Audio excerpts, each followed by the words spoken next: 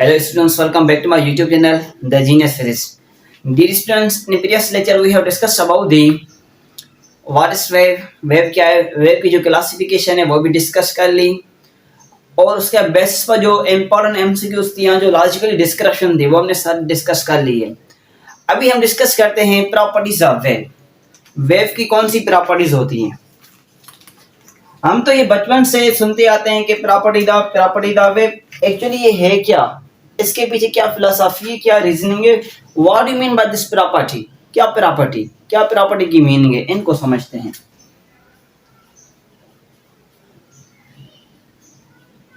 Properties of wave आज हम discuss करेंगे।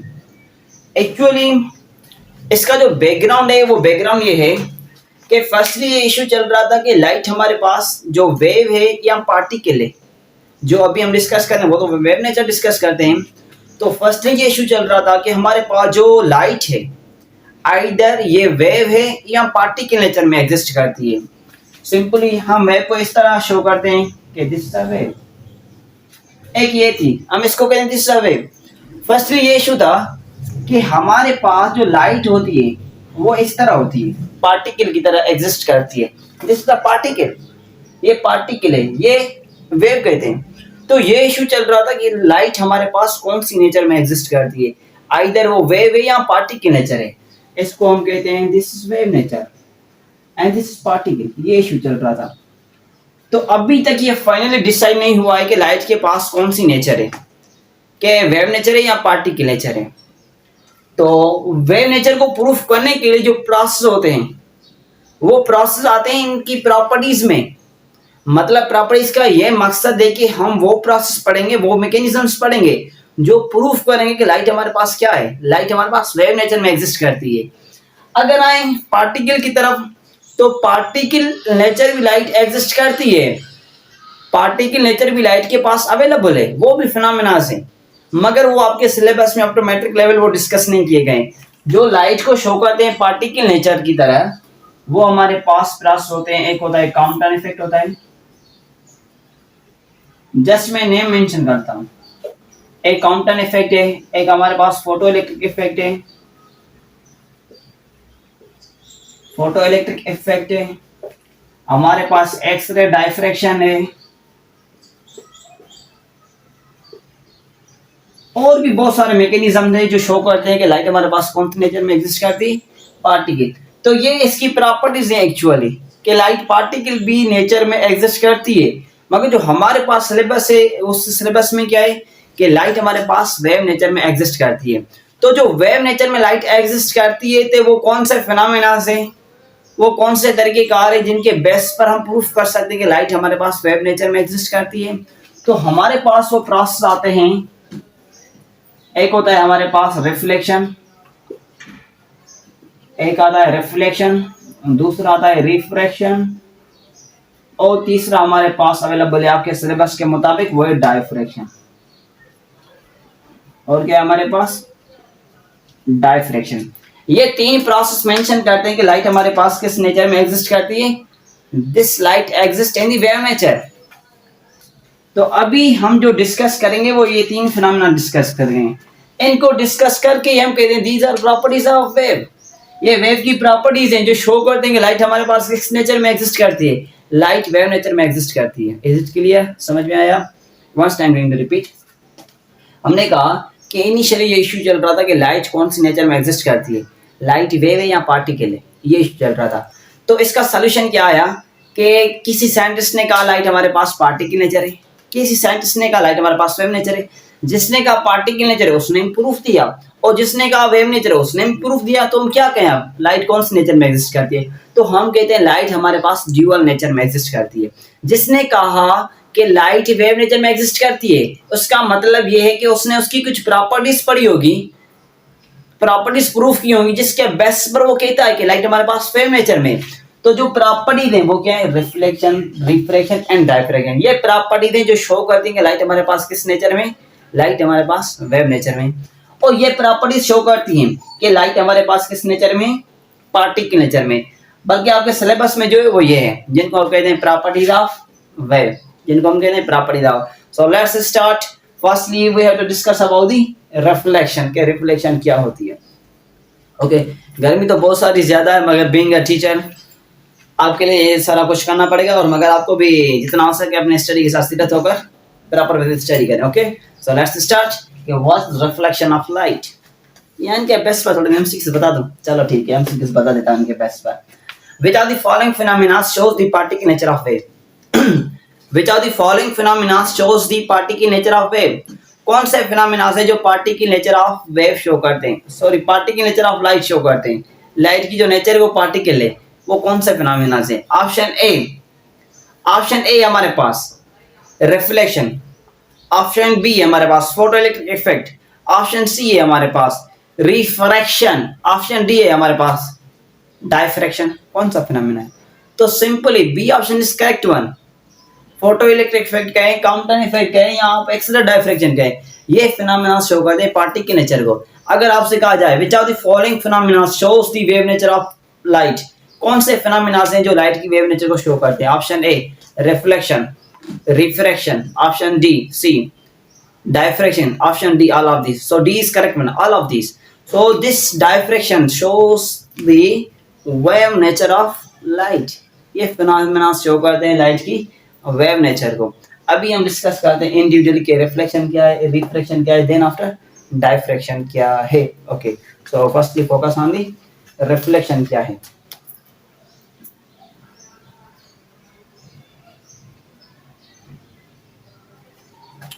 ओके तो रिफ्लेक्शन क्या है? This is actually phenomena which support the wave nature of light. ये एक ऐसा फिनोमेना है जो सपोर्ट करता है लाइट की वेव नेचर को। तो सिंपली आपको कहा जाता है कि जो रिफ्लेक्शन फिनोमेना है this support the dash nature of light. The reflection phenomena support the dash nature of light. Option A wave nature, particle nature, wave nature. This phenomena support the wave nature of light. ये phenomena support करता है light की wave nature को। Sir है क्या ये तो बताएं, बताता हूं आपको। ये बात माइंड होनी चाहिए, ये किसको सपोर्ट करता है? लाइट की वेव नेचर को। कॉन्सेप्ट लेकर चलें, ठीक है? वैसे तो क्लियर हो जाएगा, नो डाउट, बिल्कुल क्लियर हो जाएगा, मगर कॉन्सेप्ट जो है ना, एक कनेक्टिविटी है, उस कनेक्टिविटी को मायने में लेना है आपको। रिफ्लेक्शन क्या है? डेफिनेशन नोट करते जाएं।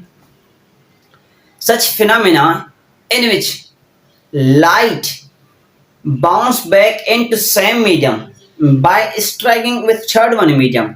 ऐसा फिनोमेना जिसमें लाइट बाउंस बैक हो सेम मीडियम में, जो बाउंस बैक सेम मीडियम हो, उसका काज हो, उसका सबब हो एक third one medium. Simply sir कैसे समझ में नहीं आया? सपोज करते हैं हमारे पास ये क्या है, एक स्लिट अवेलेबल है, दिस इज अ स्लिट। यहां से एक रेडिएशन आया है, एक लाइट रे आई है, एक रेडिएशन आया, एक वेव आया, एक फोटोन आई है, ठीक है? इसने जैसे इसे स्ट्राइक किया तो ये क्या करेगा? बाउंस बैक करेगा। तो आप देख सकते हैं क्लियरली यहाँ पर जो मीडियम है, वो मीडियम कौन सा है? इधर इधर मीडियम अवेलेबल है एयर, ये एयर है, ये मीडियम यहाँ पर भी कौन सा? एयर। मगर यहाँ पर जो मीडियम है, air medium is what? This is a solid slit. एक सॉलिड कोई भी स्लिट है हमारे पास वो अवेलेबल है, ठीक है? एक सॉलिड लेंथ अवेलेबल है। लाइट एक मीडियम से स्ट्राइक करे, एक मीडियम से क्रॉस होगा, दूसरे मीडियम से स्ट्राइक करे, फिर स्ट्राइक करने के बाद फिर सेम मीडियम में आए, तो ऐसे फिनोमेना को क्या कहते हैं? This is called reflection of light.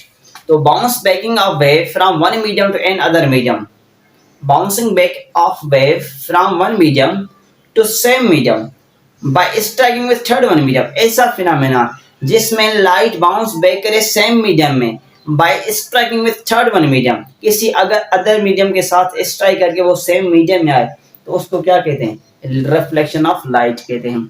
Okay once time going to repeat, बहुत गर्मी ज्यादा है। ओके नोट करें, जल्दी करें शाबाश। ओके डेफिनेशन क्या होगी? बाउंस बैक, यहाँ नोट करता सुनिए, इसकी डेफिनेशन क्या होगी? Bounce back of radiation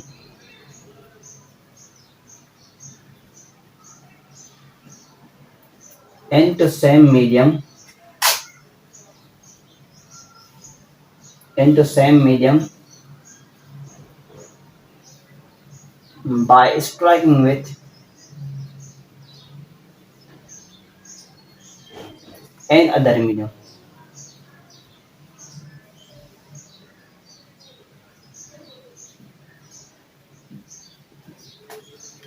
Bounce back of wave या bounce back of radiation into same medium by striking with any other medium. ऐसा फिनोमेना जिसमें जो रेडिएशन है वो किसी दूसरे मीडियम से स्ट्राइक करके सेम मीडियम में बाउंस बैक आ जाए, तो ऐसे फिनोमेना को क्या कहते हैं? ऐसे फिनोमेना को कहते हैं this called reflection of light. This called reflection of light. और हमारे पास जो ये जो फिनोमेना ये सपोर्ट करता है किसको? लाइट की वेव नेचर को सपोर्ट करता है. Okay, is it clear? Okay, अच्छा. और ये बात आपको मालूम होनी चाहिए कि इसकी जो रिफ्लेक्शन का काज है, इस रिफ्लेक्शन का काज क्या है? By changing speed. इसकी स्पीड चेंज होती है. जाहिर सी बात है, इधर से आया है, यहाँ पर रेयर मीडियम एयर क्या है हमारे पास? ये रेयर मीडियम है, दिस रेयर मीडियम. फिर हमारे पास कौन सा मीडियम है? This denser medium. जाहिर सी बात है, जब रेयर से डेंसर में जाएंगे तो जाहिर सी बात है स्पीड पर इफेक्ट होगा, स्पीड उसकी रिड्यूस हो सकती है. जब स्पीड रिड्यूस होगी इसका मतलब स्पीड चेंज हुई है, तो स्पीड चेंज होने की वजह से यहाँ पर क्या होता है? रिफ्लेक्शन. मगर यहाँ पर फ्रीक्वेंसी क्या रहेगी? सेम रहेगी. Is it clear? ओके, तो ऐसे फिनोमेना को क्या कहते हैं? This is called reflection of light कहते हैं. ओके, तो रिफ्लेक्शन ऑफ लाइट के दो टाइप्स भी होते हैं हमारे पास. एक होती है रेगुलर रिफ्लेक्शन और एक होती है हमारे पास इर्रेगुलर रिफ्लेक्शन. रेगुलर रिफ्लेक्शन या इर्रेगुलर रिफ्लेक्शन. तो रिफ्लेक्शन के दो लॉज होते हैं या दो टाइप्स आप कह लें, दो टाइप्स मान लेते हैं. एक होती है रेगुलर रिफ्लेक्शन, दूसरी हमारे पास होती है irregular reflection.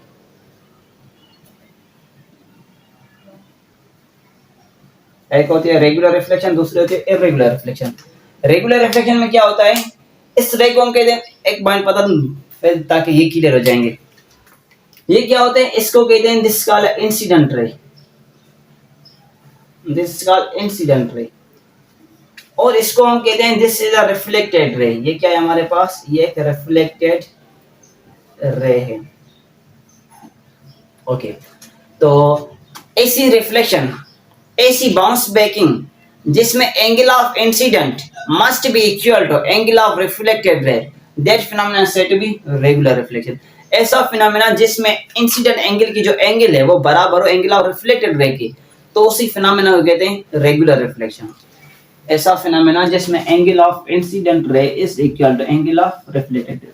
This are shows the angle of incident ray and this are shows the angle of reflected ray. तो ऐसा फिनोमेना जिसमें एंगल ऑफ इंसिडेंट बराबर एंगल ऑफ रिफ्लेक्टेड है तो उसको कहते हैं रेगुलर रिफ्लेक्शन. एक बात ये बात माइंड में होनी चाहिए. और दूसरी हमारे पास क्या होती है? Irregular reflection. ऐसा फिनोमेना जिसमें angle of incident does not equal to angle of reflected है तो उसको क्या कहते हैं? इर्रेगुलर रिफ्लेक्शन कहते हैं. वो क्या होती है? इर्रेगुलर रिफ्लेक्शन होती है. तो इनके बेस पर भी एमसीक्यूज आ सकते हैं, फिर वो डिस्कस कर लेते हैं. अच्छा, रेगुलर में एंगल ऑफ इंसिडेंट बराबर क्यों है रिफ्लेक्टेड रे की? यहाँ पर एक कंडीशन होती है, यहाँ पर जो सरफेस हम लेते हैं वो सरफेस होता है smooth, so that's why this angles are equal. यहाँ पर हम क्या लेते हैं? जो सरफेस होता है वो क्या लेते हैं? स्मूथ लेते हैं. तो स्मूथ लेने के लिए जो एंगल्स होती हैं वो बराबर हो जाती हैं. स्मूथ सरफेस लेते हैं. इसमें क्या होता है? इर्रेगुलर रिफ्लेक्शन में एक रफ सरफेस होता है, एक रफ सरफेस होता है.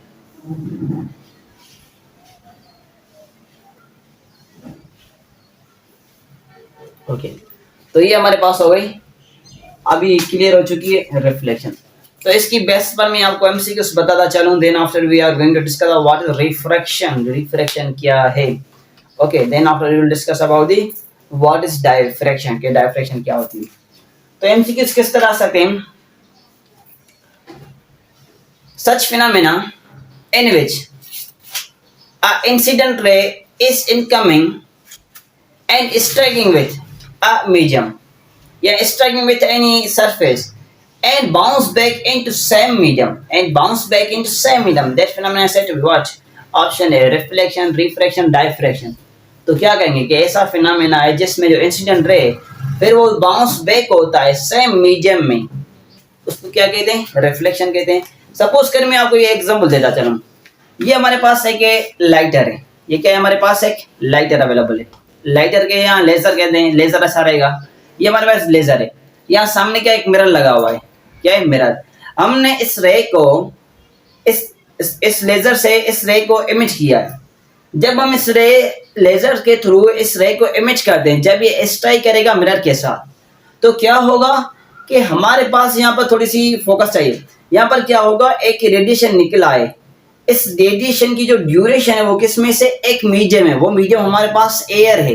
ये रेडिएशन इस एयर से क्रॉस होकर दूसरे मीडियम को स्ट्राइक करता है। वो जो मीडियम है वो क्या है हमारे पास, वो मीडियम है हमारे पास एक मिरर है।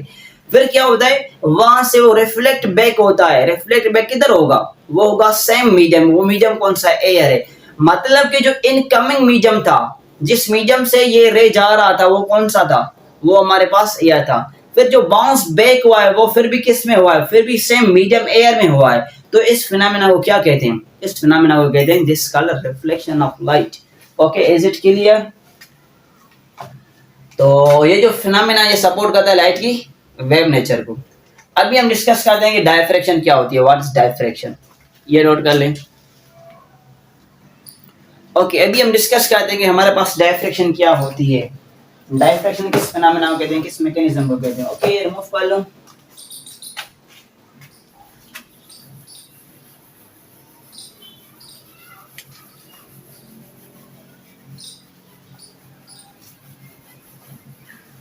अभी हम डिस्कस करते हैं व्हाट इज डायफ्रैक्शन। डायफ्रैक्शन क्या होती है हमारे पास। ओके, तो डायफ्रैक्शन भी सिंपल है हमारे पास, इतना लेंथी कॉन्सेप्ट नहीं है, आसान कॉन्सेप्ट है। थोड़ा सा तवज्जो चाहिए आपका, गर्मी बहुत ज्यादा है।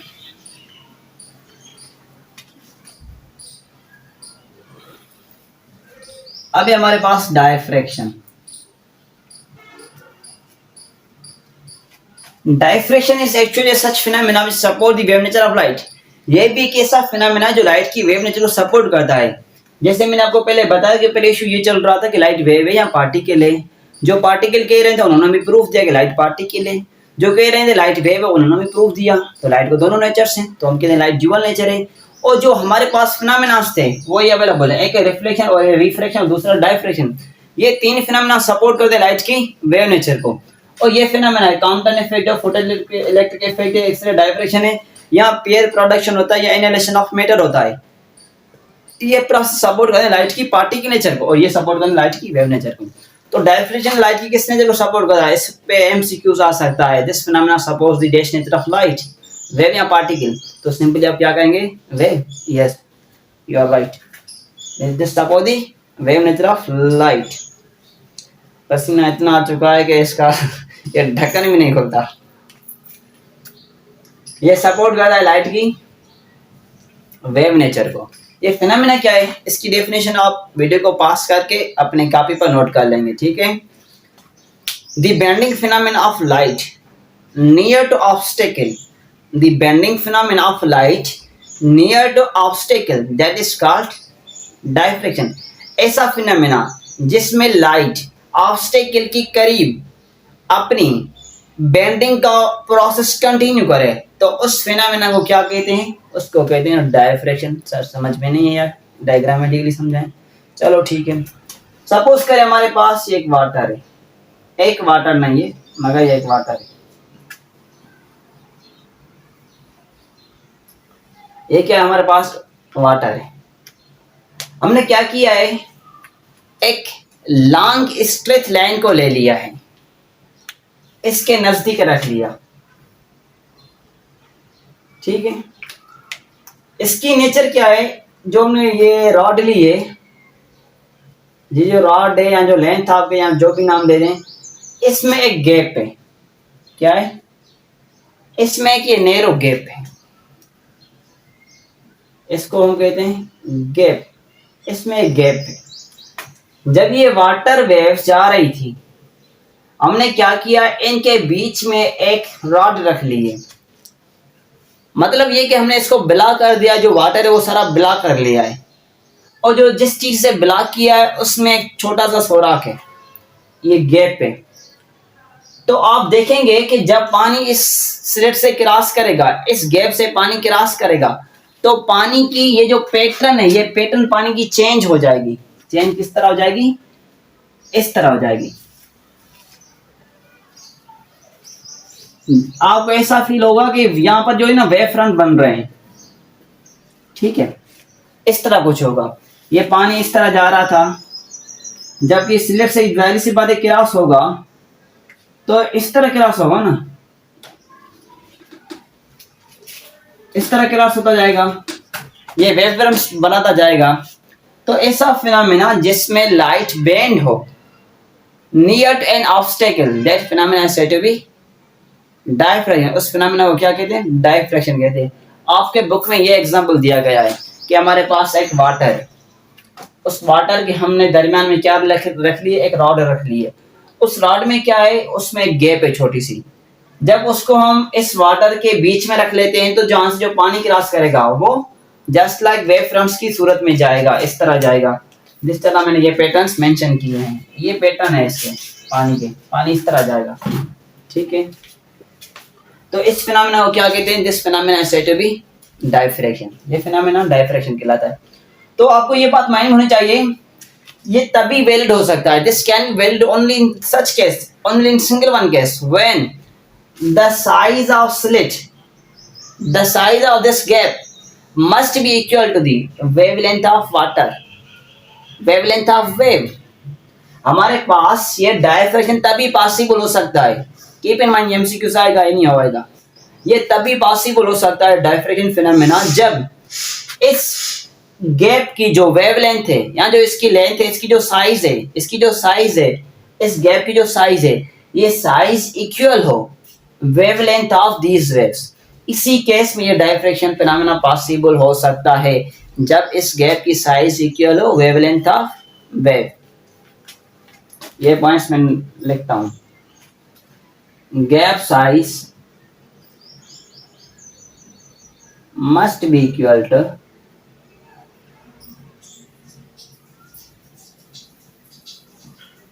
Wavelength of wave. इसी केस में पॉसिबल है कि डायफ्रैक्शन फिनोमेना पॉसिबल हो सकता है, ठीक है। ये हमारे पास क्या है?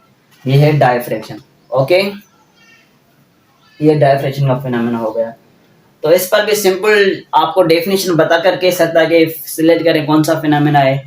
कैसे कहेगा? ऐसे, the bending phenomena of light near an obstacle, that phenomena is said to be option A reflection, refraction, diffraction. तो सिंपल आप क्या कहेंगे? This is a diffraction phenomena, okay. ये क्या है? डायफ्रैक्शन है।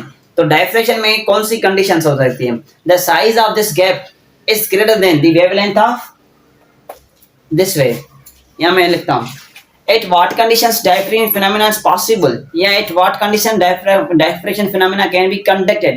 वो कौन सी possibilities हैं, वो कौन सी conditions हैं जिनकी बेस पर diffraction phenomena carry on हो सकता है, continuously हो सकता है।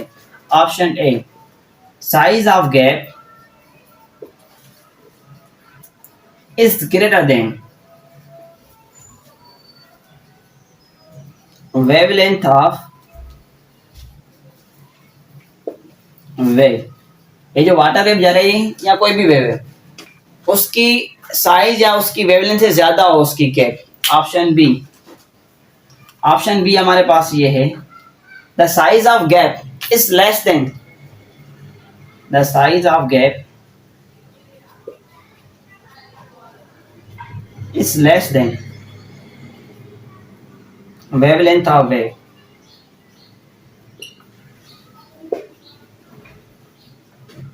वेवलेंथ ऑफ वेव इसके इक्वल है, या ये भी हो सकता है, C option, size of gap, size of gap must be equal to wavelength of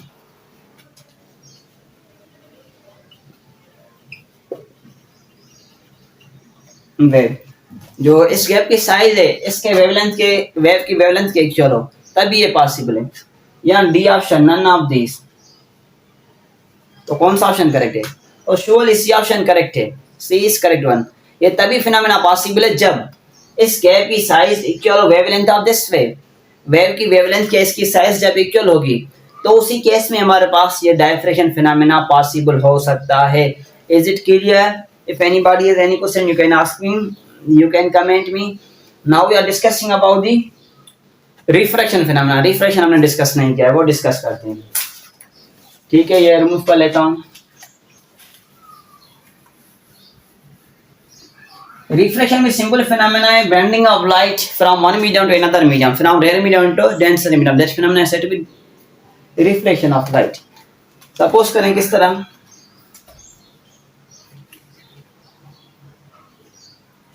हमारे पास एक डेंसर मीडियम, ठीक है, ये क्या है हमारे पास एक डेंसर मीडियम है, या इसको हम इस तरह कह लेते हैं कि हमारे पास इस मीडियम में क्या है, वाटर है। इस मीडियम में क्या है हमारे पास, वाटर। अभी हम क्या पढ़ते हैं, रिफ्रैक्शन। इस मीडियम में क्या है, वाटर है, वाटर इज अवेलेबल है।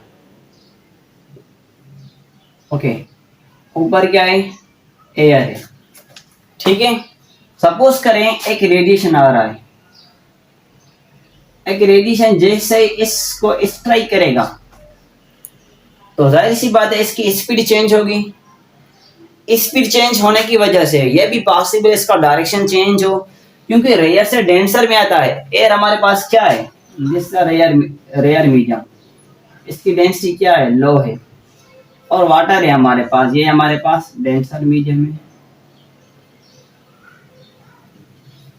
जब रेडिएशन रेयर से डेंसर में आता है तो जाहिर सी बात है इसमें क्या आएगी, एक बेंडिंग आएगी।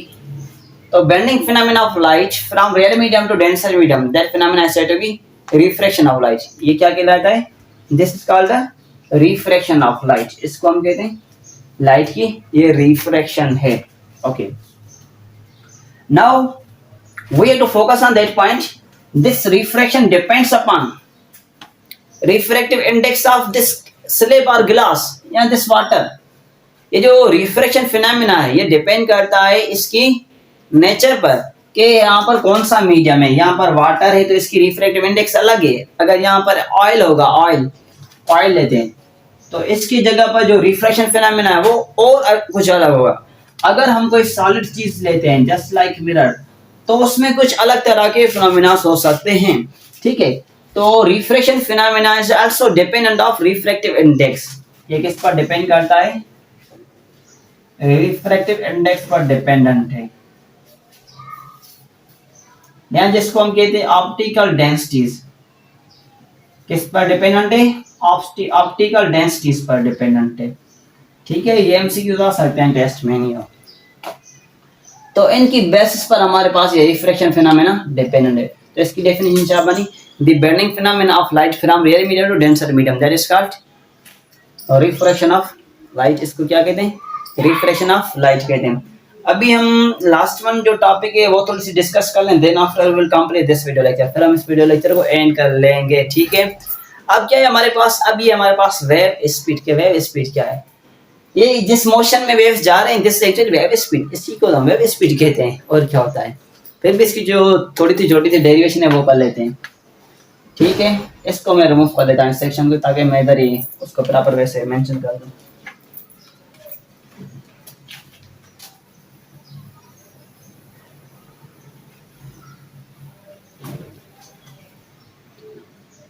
अभी हम क्या डिस्कस करते हैं कि वेव स्पीड क्या होती है। इसको भी पसीना आ गया। अब हमारे पास क्या है, वेव स्पीड क्या होती है। The wave motion of wave, that is called wave motion. जो मोशन का, जो वेव का मोशन होता है उसको कहते हैं वेव मोशन, और उसमें जो स्पीड अवेलेबल होती है इसको कहते हैं वेव स्पीड। तो आप स्पीड पढ़ते हैं displacement upon time, distance upon time, आप स्पीड पढ़ते हैं। तो यहाँ पर जो डिस्टेंस है,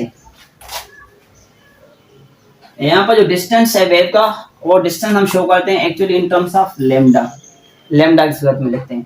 तो मैं यहाँ लिख सकता हूँ v is equal to lambda upon time, and this is called wave speed. So wave speed is dependent of two factors. One of them is wavelength and the other one is time. और आपको ये भी चीज मालूम होनी चाहिए, जो frequency और टाइम का रिलेशन होता है वो क्या होता है, इनवर्स होता है। फ्रीक्वेंसी और टाइम का जो रिलेशन होता है वो क्या होता है, इनवर्स होता है। इधर 1/t है, वहां मैं लिख सकता हूँ, सॉरी यहाँ पर क्या है, t है, तो मैं इसको रीअरेंज कर सकता हूँ, t is equal to 1/f है, t is equal to 1/f है।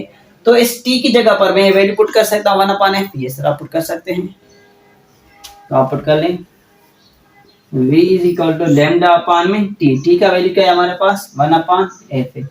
f यहाँ डिवाइड कर है, ऊपर आकर क्या करेगा, ये मल्टीप्लाई करेगा, सो v is equal lambda multiply frequency, ये रिलेशन है। तो आप इसको डिफरेंट वे से डील कर सकते हैं। वेव स्पीड को आप डिफाइन कर सकते हैं in terms of wavelength, in terms of time period, as well as you can define wave speed in terms of watch wavelength and frequency के टर्म्स में आप एक्सप्लेन कर सकते हैं। आप कह सकते हैं कि wave speed is actually it is ratio of wavelength to time.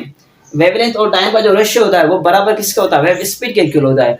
और हमारे पास जो वेवलेंथ और फ्रीक्वेंसी की प्रोडक्ट होती है, जो मल्टीप्लिकेशन होती है, ये किसके इक्वल होती है, ये बराबर होती है स्पीड के बराबर होती है। Okay viewers, so this will be end of this lecture. If you have any question you can comment मी। ये हमने सारा डिस्कस कर लिया है, जिसमें हमने ये डिटेल की मैं डिस्कस किया कि कौन से फिनोमेना थे जो सपोर्ट करते हैं लाइट की वेव नेचर को और लाइट की पार्टिकल नेचर को, और हमने उनको डिटेल में डिस्कस कर लिया है। If you have any question you can comment me. Okay, thank you viewers, see you next.